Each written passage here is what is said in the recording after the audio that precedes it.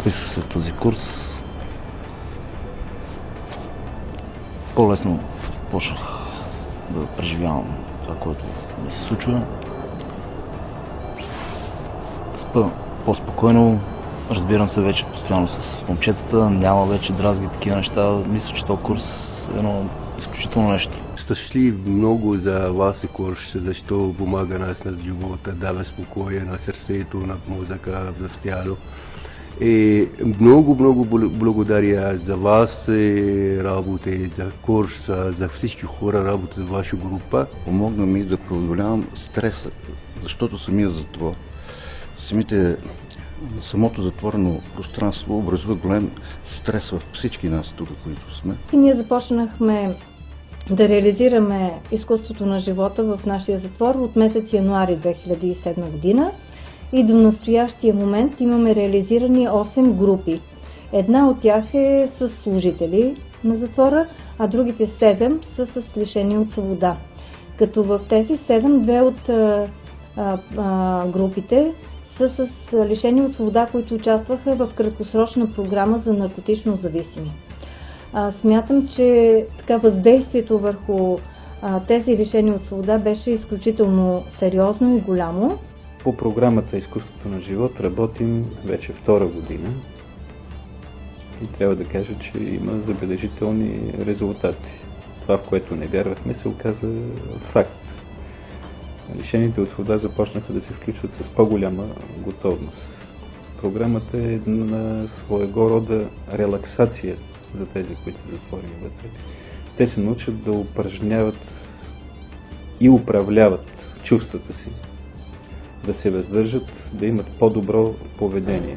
Факт е, че сред тези, които са преминали през модулите на програмата, намалява броя на извършваните нарушения, намалява броя на отклоненията от общоприетите норми в затвора, подобряват се контактите с останалите лишени от свобода. Самите те се чувстват по-бодри, по-уверени в себе си и се умяват да се справят с по-трудни ситуации в затвора, свързани с общуването. Курса, както изкарах, по-се успокоих, по-станах тежък, по-не боиствам, по-не реагирам, нямам агресия, добре съм, чувствам се по-спокоен. Вие ми помогнахте да отворя сърцето си към доброта, към хората и най-вече да преоткрия себе си. От година и един месец вече практикувам това, което съм научил от курса на изкуство на живота и съм много доволен. Помогна ми да открия сам себе си, да има мир в мен, тишина и спокойствие. Реших да опитам, аз имах проблем с краката малко и след йогата продължение успокоиха ми се краката, ръцете. Най-интересното ми беше на мене дишането и въздишкането. Най-интересното е. Затваряйки очи и чувстваш се свободно.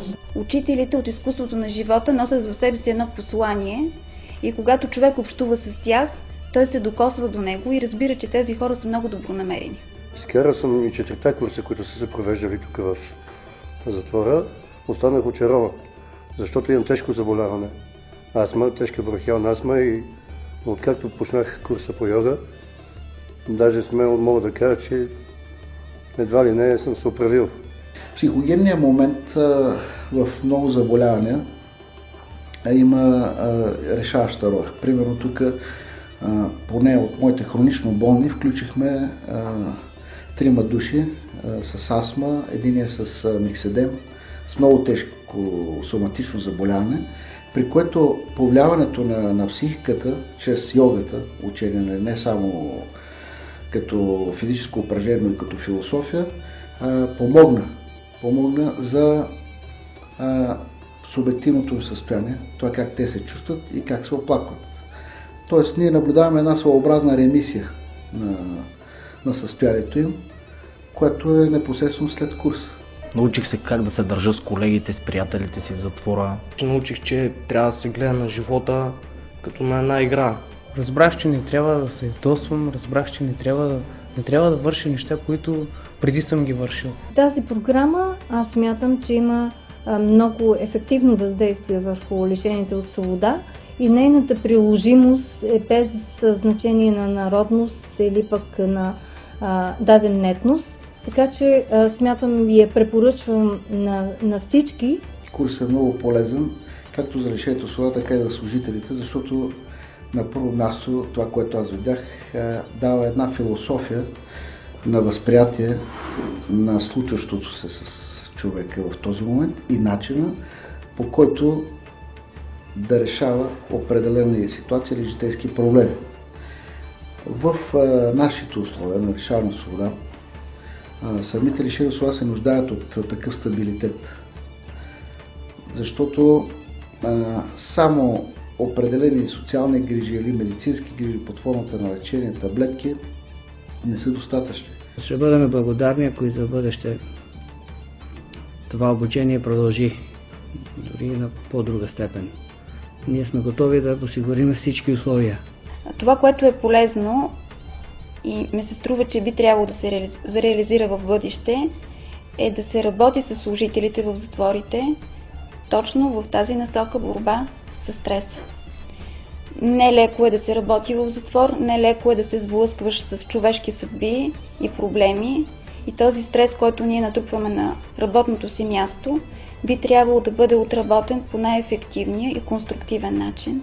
А именно изкуството на живота е един такъв модел за работа, който искрено се надявам, че за в бъдеще би могъл да се приложи успешно, както в системата на затворите, така и във всички уния институции, където се работи с хора.